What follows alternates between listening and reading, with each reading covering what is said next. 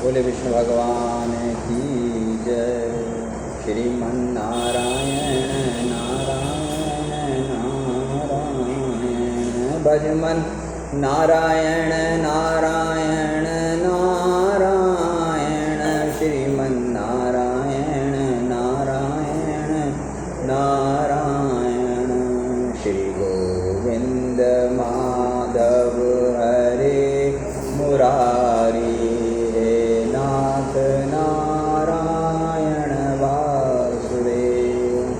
पितुमात स्वामी सखा हमारे, पितुमात स्वामी सखा हमारे, नाथ नारायण वासुदेव। देखिए, आज हम विचार करेंगे मन की सफाई की।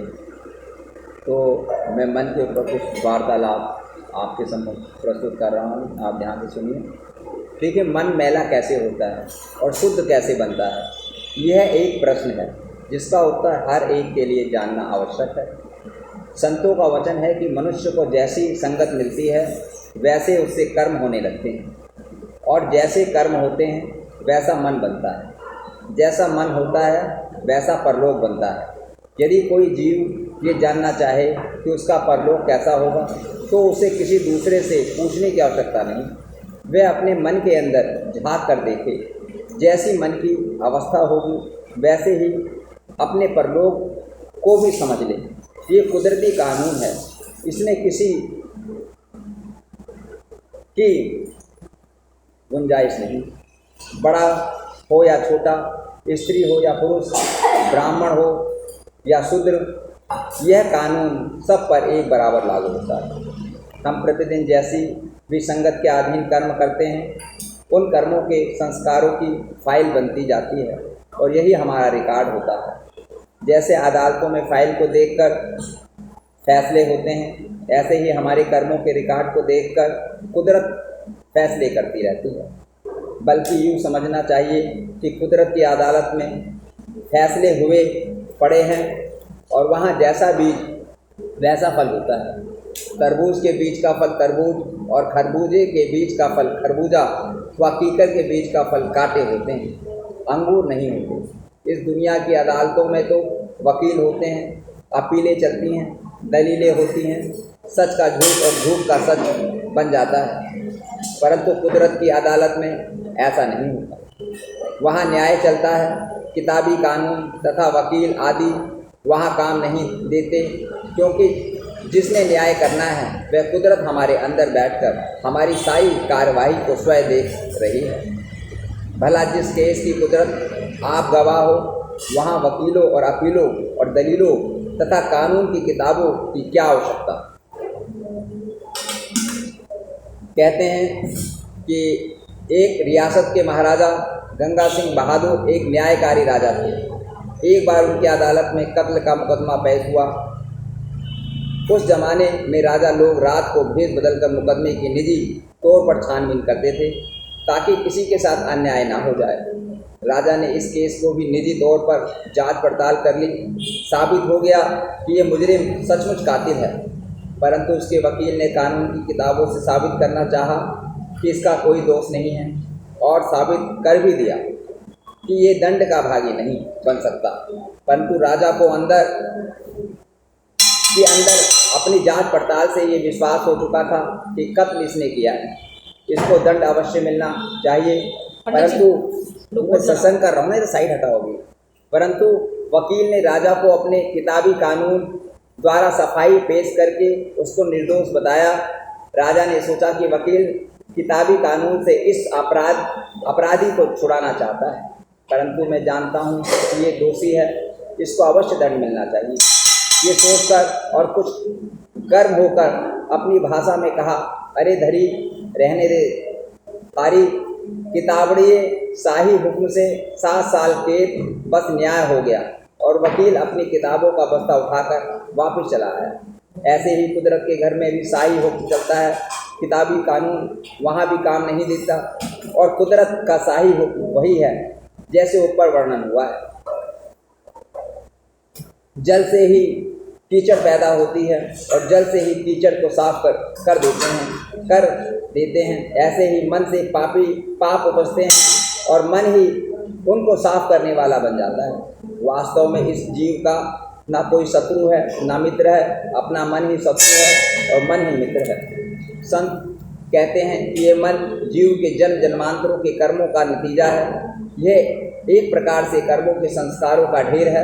इस ढेर में नाना प्रकार के संस्कार भरे पड़े हैं जो समय समय पर अपना असर दिखाते रहते हैं। यही रिकॉर्ड है और इसी का नाम मन है। यदि मन का रिकॉर्ड साफ है तो उसे संकल्प भी साफ उठते हैं। यदि मन का रिकॉर्ड साफ नहीं है तो उसके संकल्प भी वैसे ही उठते हैं। अर्थात शुद्ध मन से शुद्ध और मलिन मन से मलिन संकल्प उठते हैं।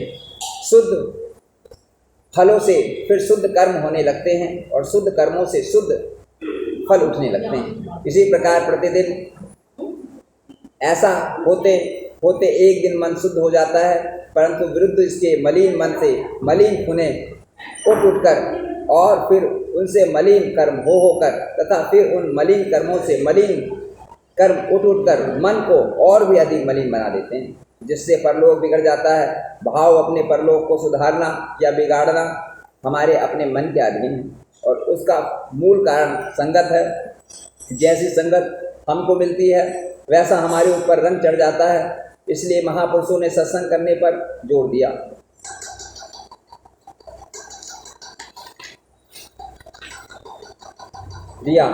यदि मन मेला है तो सब कुछ मेला है। मनुष्य के कर्म कांड आदि सब मेले हैं। लोग भूले हुए हैं जो मन की मैल उतारने के लिए शरीर को धोते हैं। भला शरीर को धोने से कभी मन शुद्ध हो सकता है? कदापि नहीं। मन पर मेल कौन सी है जिससे मन मलिन हो गया? संतों का उत्तर यह है कि ये मेल ममता की है। संसार की ममता के मन को मैला बना दिया, जिसके असर से बेचारा जीव बार बार जन्मता और मरता रहता है। शरीर को धोना अलग बात है, मन को साफ करना अलग बात है। इस शब्द से पता चलता है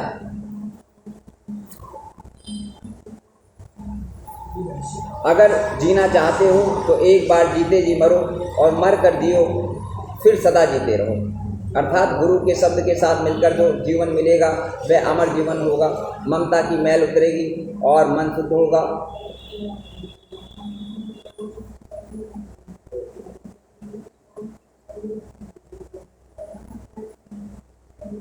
एक संत कहते हैं कि सांप की बिल को जिसमें सांप रहता है, संत फरमाते हैं कि बाम्बी को कूटने से कुछ नहीं होगा। डंक मारने वाला तो सांप है जो बाम्बी के अंदर घुसा पड़ा है। इसी प्रकार शरीर एक बाम्बी है तथा मन सांप है जो इसके अंदर रहता है। मारना तो मन को चाहिए, शरीर के कूटने से मन पर कुछ असर नहीं होता। इसलिए आवश्यकता केवल मन को मारने की है। यही संतों का अभिप्राय है। कथा है कि एक बार कबीर साहब के गृह में साधु महात्माओं की सभा हुई। जिसके मन की जैसी विचारधारा होती है वह वैसा ही सोचता है और वैसा ही दूसरों से पूछता है। कबीर साहब के मन की विचारधारा अत्यंत परमार्थी थी, इसलिए उन्होंने साधुओं की सभा में यही प्रश्न रख दिया। ये संतों पुरुषों, मन मैला है, इसमें नाना प्रकार के विकार भर गए हैं। सब विचार करके बताइए कि ये मन कैसे धोया जा सकता है। कुदरती बात है कि दुकानदार दुकानदारी की बातें करता है, व्यापारी व्यापार की सोचता है, जमींदार जमीन की बातें करता है तथा मुलजिम पैसा व्यक्ति मुलजामत की उन्नति के लिए हाथ पांव मारता है। खैर ये बातें तो सब माया की हैं। जैसा जिसका ख्याल वैसा उसका हाल। साधु पुरुषों का संसार में आना चूँकि परमार्थ से निमित्त होता है, इसलिए वे जब परस्पर मिलकर बैठते हैं तो परमार्थ की बातें करते हैं। संत गुरु नानक जी के विचार और तुलसीदास जी के विचार परमार्थी थे, इसलिए उन्होंने संतों की सभा में मन की सफाई के लिए प्रश्न रखा। तब सब महात्माओं ने सर्वसम्मति से ये फैसला दिया, मन मैला कपड़ा है। जैसे मैल कपड़े की धोबी के पास भेजा जाता है, ऐसे ही मन रूपी मैले कपड़े को साफ करने वाले धोबी सद्गुरु हैं, जो सूरत रूपी शिला पर रखकर अपने वचनों के साबुन से मन के कपड़ों को साफ करते हैं। संतों का यह फैसला सुनकर कबीर और तुलसीदास जी प्रसन्न हुए। यथार्थ बात यह है कि मालिक का नाम पवित्र है। इसके अतिरिक्त माया की समस्त वस्तुएं अपवित्र और झूठी हैं। जिसने मालिक के नाम को अपने अंदर बसा लिया तथा जिसके रोम रोम में गुरु का शब्द चलता है वह सदा पवित्र है और उसके साथ मिलने जुलने वाले सब पवित्र हो जाते हैं। जैसे गंगा जी में दूसरे अनेक नदी नाले मिलकर गंगा रूपी हो जाते हैं, ऐसे ही मायावी जीव भी नाम के साथ मिलकर आप पवित्र होते हैं तथा दूसरों को पवित्र बनाने के योग्य बनते हैं। ऐसे लोग कौन होते हैं? वह गुरुमुखी पुरुष ही होते हैं।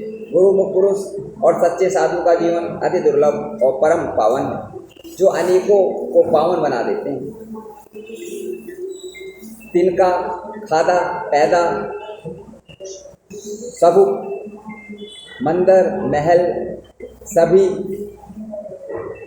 हरि नाम जपने से महापुरुष का कथन है कि जो जीव मालिक के नाम में रंगे गए हैं उनका खान पान तथा बोलचाल सब कुछ पवित्र हो गया। फिर कहते हैं कि उनके घर मंदिर महल सराय सब कुछ पवित्र है। जहाँ पुरुष का गुरुमुख सेवक सिख मालिक के नाम से भिखारी जाकर भोजन पाते हैं। फिर कहते हैं कि उन पुरुषों के घोड़े तथा उनके ऊपर सवारी के लिए खुर खीर और जीन आदि सब पवित्र हैं। जिन पर गुरुमुख और संत का रंग चढ़ जाता है वह कहाँ है?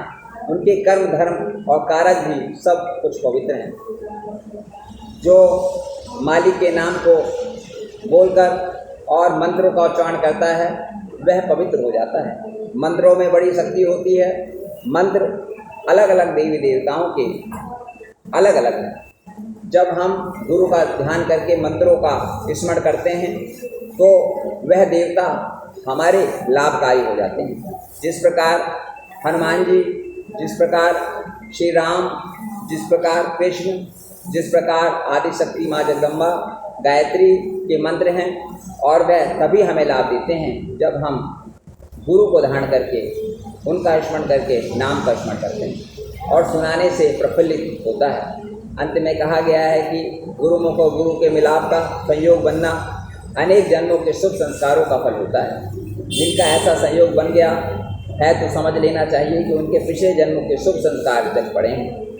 एक बार एक सत्संगी पुरुष ने संतों के आगे ये प्रश्न किया कि संसार में आकर ये जीव अनेक प्रकार के मायावी वस्तुओं को अपना समझ बैठता है तथा दिन प्रतिदिन उनको एकत्र करने की तृष्णा बढ़ाता रहता है और समझने लगता है कि मैं बड़ा आदमी बन गया हूँ क्योंकि मेरे पास बहुत कुछ है। आप कृपा कर मेरे इस प्रश्न का उत्तर दे दीजिए। ये कहाँ तक ठीक है और इस लोक की सीमा कहाँ तक है जहाँ पहुँच पाने पर इससे ये सब कुछ छिन जाता है? संतों ने उत्तर दिया, इस लोक की सीमा शमशान भूमि तक है जहाँ पहुँचने पर घर बार और शरीर तक सब छूट जाते हैं और कुछ साथ नहीं जाता। इसके आगे परलोक की सीमा आरंभ होती है और तब परलोक की यात्रा अकेला जीव करता है तथा इसके साथ इस लोक में किए हुए भले या बुरे कर्मों के संस्कार जाते हैं। यदि संस्कार अच्छे हैं तो परलोक में भी अच्छी जगह मिलती है, परंतु यदि संस्कार खराब हैं तो दशा खराब होती है। यहाँ पर एक और बात भी विचारने योग्य है, वह यह है कि इन दोनों लोगों की करेंसी भी अपनी है। इस लोक की करेंसी माया है तो उस लोक की करेंसी भक्ति है और पुण्य है। इस लोक में माया से काम चलता है परंतु उस लोक में भक्ति और पुण्य से काम चलता है। इस लोक की करेंसी परलोक में काम नहीं आ सकती, बदलनी पड़ती है। जैसे इस दुनिया में मनुष्य अपने देश से चलकर किसी दूसरे देश में जाता है तो उसे वहाँ की करेंसी के बदले उस देश की करेंसी लेनी पड़ती है, तब ये विदेश में जाकर अपना काम कर सकता है। यहाँ की करेंसी वहाँ काम नहीं आ सकती।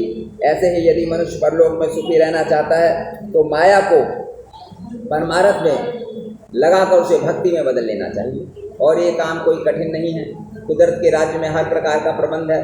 माया और भक्ति दोनों ही परस्पर बदलती जा सकती है। जैसे इन दुनिया में दोनों देशों को करेंसियाँ बदलने का प्रबंध होता है, ऐसे ही इस लोक और परलोक की करेंसियाँ बदलने का प्रबंध भी मौजूद है और ये कोई नई बात नहीं। सदा से भक्त जन ऐसा करते चले आए हैं क्योंकि माया और भक्ति दोनों का प्रभाव अपना है। माया का प्यार मन को मैला बनाता है और भक्ति का प्यार मन को शुद्ध करता है। जो सज्जन मन को शुद्ध बनाकर परलोक में जाते हैं वे नफे में रहते हैं, परंतु जो लोग मेला मन लेकर परलोक पहुँचते हैं वे घाटे में रहते हैं। इसलिए इनकी तब्दीली अति आवश्यक है। एक बार कोई सत्संगी पुरुष एक महात्मा के सत्संग में गया और सत्संग के वचन मान को शुद्ध करने से संबंध में हो रहे थे। वे सत्संगी सत्संग सुनकर रोने लग गया। संगत ने लोगों से पूछा, भाई तुम रोते क्यों हो? ये सुनकर वह भी रोने लग गया। जो लोग उससे पूछते गए क्यों, तो वह जार होता रहा। या अंत में संतों ने पूछा, भाई तुम्हारे रोने का कारण क्या है? वह बोला, भगवान जब मैं जवान था तब मेरे बाल भी काले थे और मन भी काला था।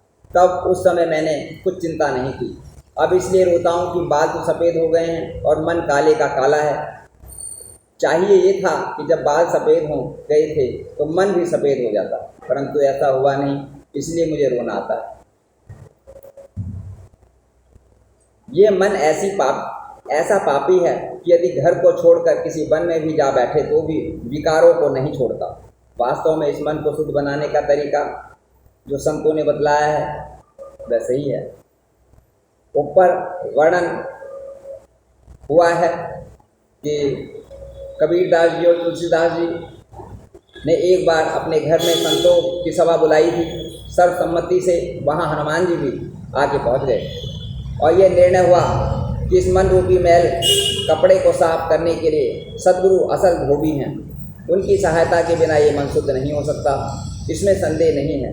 मैले कपड़े को साफ करते समय कपड़े भी चोटें लगती हैं और धोबी को भी परिश्रम करना पड़ता है, परंतु इसके सिवाय दूसरा कोई रास्ता नहीं। कथा है कि एक परोपकारी महात्मा अपनी मौज से किसी शहर में घूम रहे थे तो एक आदमी ने, जो संतों का श्रद्धालु नहीं था, दिल्लगी के तौर पर उससे कहा, महाराज ये जो सामने मकान दिखाई देता है वहाँ एक बड़ी श्रद्धालु माई रहती है, वह आपको भोजन करवा देगी।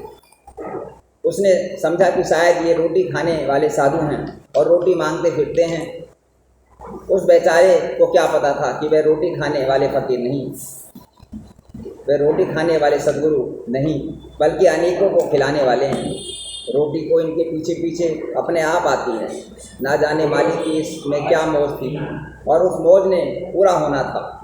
उस आदमी के कहने पर वह उस मकान की ओर चल पड़े और द्वार पर खड़े होकर भोजन के लिए आवाज़ दी। वास्तव में वह मकान एक वैश्या का था। उसने आवाज़ सुनकर गोली को बाहर भेजा कि देखो बाहर कौन है। गोली बाहर आई, देखा तो एक महात्मा खड़े हैं और भोजन की याचना कर रहे हैं। उसके अंदर जाकर अपनी मालकिन से कहा कि बाहर एक महात्मा खड़े हैं जो भोजन चाहते हैं। वैसा के लिए अपने जीवन में यह पहला अवसर था कि उसके द्वार पर एक महात्मा आए और भोजन की याचना करे। उसकी दृष्टि अपने कर्मों पर पड़ी। सोचने लगी कि कहाँ तो मेरे एक पाप रूप स्त्री और कहाँ संतों का मेरे द्वार पर आना और भोजन मांगना। ये एक अनोखी सी बात थी। उसे रोना आ गया, हे प्रभु, क्या आपको मेरे ऊपर कृपा दृष्टि तो नहीं हो रही? क्या मेरे भाग्य तो नहीं जाग पड़े? क्या मेरे पापों में धुलने का समय तो नहीं आ गया? जो महात्मा मेरे द्वार पर आज आए हैं, जो वह रोती जा रही थी उसका मन शुद्ध होता जा रहा था, और जो मन शुद्ध होता जाता था उसका रोना भी अधिक होता जाता। एक बार एक जिज्ञासु ने संतों से पूछा, भगवान पापों का इलाज क्या है? संतों ने उत्तर दिया कि अपने पिछले पापों पर पछताना व रोना और आगे के लिए उनसे परहेज करना, यही पापों का इलाज है। क्योंकि अपने पापों पर प्रायश्चित करने और रोने से जो आंसू गिरते हैं वे पापों को धो डालते हैं। ये जिज्ञासु जन जब मालिक की दया होती है तब संतों का मिलाप होता है, और जब संतों का मिलाप होता है तो समझ लेना चाहिए कि मालिक की दया हुई। वैश्या ने बड़ी श्रद्धा के साथ 2 थाल तैयार किए, एक में पक्का भोजन, दूसरे में कच्चा। सीधा दोनों थालों को उठाकर गोली के साथ लिए हुए द्वार पर खड़े संतों के आगे ले जाकर रख दिए और हाथ जोड़ नेत्रों से जल बरसाती हुई बोली, भगवान दासी का ये तुच्छ रूप सूखा भोजन स्वीकार कीजिए। महात्मा ने इसकी ओर ध्यानपूर्वक देखा और सोचने लगे कि ये तो कोई वैश्या मालूम होती, इसका अन्न तो पाप का अन्न होता है, मुझे ग्रहण नहीं करना चाहिए। ये सोचकर पीछे को हट गए, वापस चल दिए कौन जाने इस बात में क्या भेद था। शायद वह इन रेडी से उनके विचारों की परीक्षा करना चाहते थे। जो ही महात्मा पीछे की चल दिए, वैश्या के दिल को गहरी चोट लगी। वह रोती भी और सोचती भी थी तथा अपने किए पापों पर बता रही थी कि दिल में क्या कहती, मैं बड़ी पापी हूँ जो मेरे हाथ का अन्न भी महात्मा स्वीकार नहीं कर रहे। ना जाने मेरी क्या गति होगी, कौन जाने मुझे नरकों में स्थान मिलेगा या नहीं। जो महात्मा मुझसे नाराज हो गए हैं, ये सब मेरे पापों का ही फल है। ये सोचते हुए दोनों थालों को गोली ने हाथ में दिया और वह उनको अंदर ले जाकर रख दिया और स्वयं संतों के पीछे पीछे चल पड़ी। थोड़ी दूर जाकर उनको रोककर विनय के प्रभु एक विनती करना चाहती हूँ। महात्मा बोले, कहो बेटी क्या कहती हो। वह बोली, एक बार मेरे मकान में फिर चलिए, वहाँ विनती करूँगी। महात्मा लौटकर उनके द्वार पर आकर खड़े हो गए। वह स्त्री अंदर गई और 2 दुपट्टे थाल में लाकर संतों के आगे रख दिए, जो एक तो मैला था और दूसरा धोबी का धुला हुआ साफ सुथरा था। वह बोली, भगवान आप ये बताइए कि इन दोनों दुपट्टों में से धोबी की किस दुपट्टे की जरूरत है। महात्मा बोले, बेटी ये कोई कठिन प्रश्न नहीं है, हर कोई समझ सकता है। मेले कपड़े को कोई धोबी की जरूरत होती है और सदा मेला कपड़ा ही धोबी के पास जाता है। वैश्या बोली, यदि ये सत्य है तो आप फिर मुझे देखकर वापस क्यों चले गए। आप इस संसार में मेले मन रूपी कपड़े को धोने के लिए धोबी हैं। यदि आप पापियों के परहेज करेंगे तो साफ शुद्ध मन वाले भक्त तो पहले ही साफ हैं। अगर संत भी सबको भक्तों के पास रहकर प्रसन्न होते हैं और पापियों से परहेज करते हैं तो फिर पापियों के सुधार का रास्ता कौन सा है। वैसा की श्रद्धा प्यार से भरी सच्ची वाणी सुनकर महात्मा कायल हो गए और दिल में सोचने लगे कि हमारा उद्देश्य पूरा हुआ। कहा जाता है कि जैसा गृहस्थ आदमी है कि घर में आयु परिण संतान ना होकर पिछली अवस्था में बेटा पैदा हो जाता है, तो जितनी प्रसन्नता उस गृहस्थी की होती है उससे लाखों गुना अधिक प्रसन्नता संतों को उस समय होती है जिस समय एक रूह मोह माया की दलदल से निकलकर सत्य मार्ग पर चले जाती है।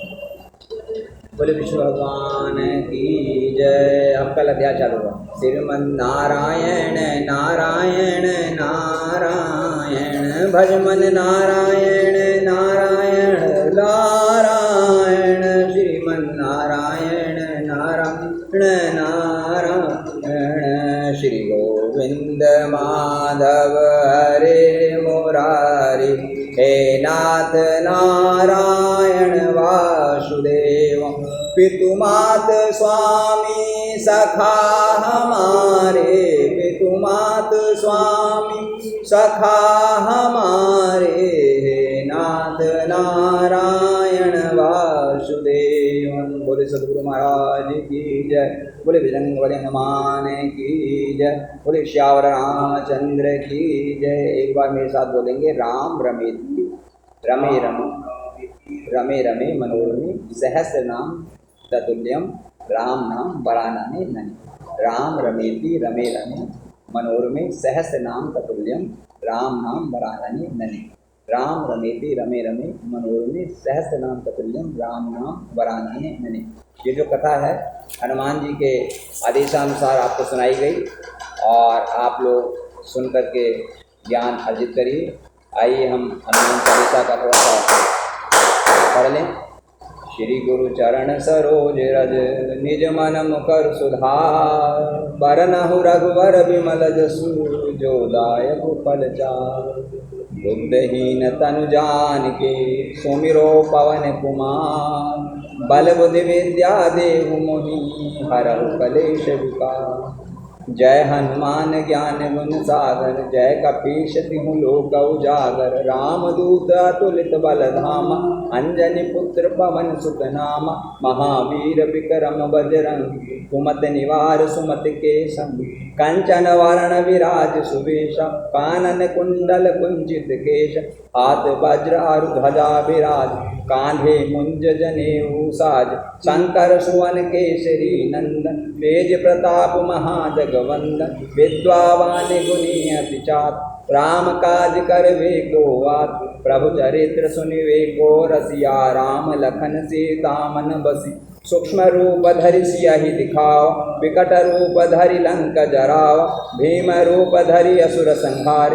रामचंद्र के काज सवार, लाए सजीवन लखन जियाए। श्री रघुवीर हरि शूर लाए, रघुपति कीन्ही बहुत बड़ाई। तुम मम प्रिय भरत ही समुभाई, सहस बदन तुम रोजस गावें। कस कहि श्रीपति कंठ लगावें, सनकादिक ब्रह्मादि मुनीसा। नारद सारद सहित अहिस, जम कुबेर दिगपाल जहाते। कवि कोविद कहि सके कहाते, तुम उपकार सुग्रीवहि कीन्हा। राम बिलाए राजपद दीन्हा, तुमरो मंत्र विभीषण माना। लंकेश्वर भय सब जग जान, जोग सहत जो जन पर भानु। लील्यो ताहि मधुर फल जान, प्रभु मुद्रिका मेलि मुख माहि। जल बिलाग गए अचरज नाहि, दुर्गम काज जगत के जेते। सुगम अनुग्रह तुमरे तेते, राम दुआरे तुम रखवारे। होत न आज्ञा बिनु पैसा, सब सुख लहें तुम्हारी सरना। तुम रक्षक काहू से डरना, आपन तेज समारो आपे तीनों। ते का भूत पिशाच निकट नहीं आवे, महावीर जब नाम सुनावे। नासे रोग हरे सब पीरा, जपत निरंतर हनुमत वीरा। संकट ते हनुमान छुड़ावे, मन क्रम वचन ध्यान जो लावे। सब पर राम तपस्वी राजा, तिनके काज सकल तुम साजा। और मनोरथ जो कोई लावे, सोई अमित जीवन फल पावे। चारों जुग परताप तुम्हारा, है पर शेष जगत उजियारा। साधु संत के तुम रखवारे, असुर निकंदन राम दुलार। अष्ट सिद्धि नव निधि के दाता, असुवर दीन जानकी माता। राम रसायन तुमरे पासा, सदा रहो रघुपति के दास। तुमरे भजन राम को भावे, जन्म जन्म के दुख बिसरावे। अंत काल रघुवर पुर जाई, जहाँ जन्म हरि भक्त कहाय। और देवता चित्त न धरहि, हनुमत से सर्व सुख करहि। संकट हटे कटे सब पीरा, जो सुमिरे हनुमत बल बीरा। जय जय जय हनुमान गोसाई, कृपा करहु गुरुदेव की नाहि। जो सत बार पाठ कर कोई, छूटहि बंदी महासुख हो। जो यह पढ़े हनुमान चालीसा, होय सिद्धि साखी गौरीश। तुलसीदास सदा हरि चेरा, की जय नाथ हृदय महादेव। पवन तनय संकट हरण, मंगल मूर्ति रूप। राम लखन सीता सहित, हृदय बसौ सुरभूप। सियावर राम जय जय राम, मेरे प्रभु राम जय जय राम। करो कल्याण जय जय राम, मेरे प्रभु राम जय जय राम। दीन दयाल बिरद संभारी, हरहु नाथ मम संकट भार। प्रभु श्रीनगर की जय सब काजा, हृदय राखी कौशलपुर राजा। दीन दयाल बिरद संभारी, हरहु नाथ मम संकट भारी। कौन सुकाज कठिन जग माही, जो नहीं तात होत तुम पार। कौन सुकाज कठिन जग माही, जो नहीं तात पार। दीन दयाल बिरद संभारी, हरहु नाथ मम संकट भारी। बोली जय श्री राम। सभी प्रेमियों और संगत को सादर प्रणाम। और आप लोग से प्रार्थना है कि आप लोग ज़्यादा से ज़्यादा अच्छे खान पान और अच्छी संगत में रहें, क्योंकि जैसा कि बड़े बड़े संत कह रहे हैं कि मलिन समय चल रहा है और लोग शराब पर प्रतिबंध लगा दें पूरे विश्व में। गाय को राजमाता का दर्जा दे दें, किसी का विरोधाभास न करें, किसी की निंदा न करें। इसी शब्दों के साथ मैं अपनी वाणी को विराम देता हूँ।